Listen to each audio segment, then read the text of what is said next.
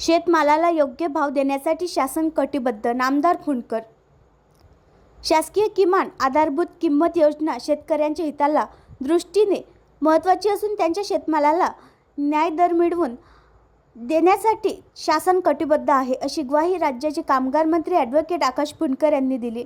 खामगाव तालुका शेतकी खरेदी विक्री सहकारी संस्थेच्या वतीने शासकीय गोडाऊन येथे 10 मे 2025 रोजी शासकीय किमान आधारभूत किंमत योजनेअंतर्गत मक्का व ज्वारी खरेदीचा शुभारंभ नामदार फुंडकर यांच्या हस्ते करण्यात आला. या उपक्रमाची सुरुवात परंपरेनुसार नामदार फुंडकर यांच्या हस्ते वजन काट्याच्या पूजनाने करण्यात आली व नामदार श्री आकाशदादा फुंडकर कामगार मंत्री यांच्या संस्थेच्या वतीने विठ्ठलराव लोखंडकर यांनी शाल श्रीफळ पुष्पमाला घालून सत्कार करण्यात आला. यावेळी बोरी अडगाव येथील शेतकरी राजेंद्र पाटील यांचा नामदार फुंडकर यांच्या हस्ते सत्कार करण्यात आला.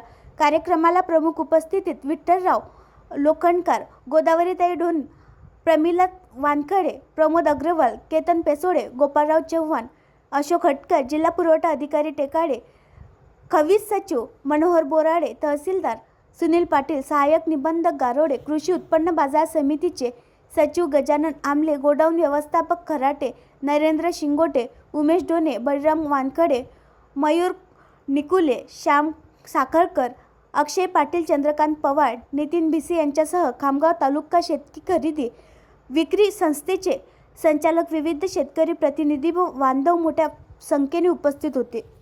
आणखी नवीन व्हिडिओ पाहण्यासाठी आमच्या देशमुख एक्सप्रेस न्यूज चॅनलला सबस्क्राईब करा, लाईक करा आणि शेअर करा.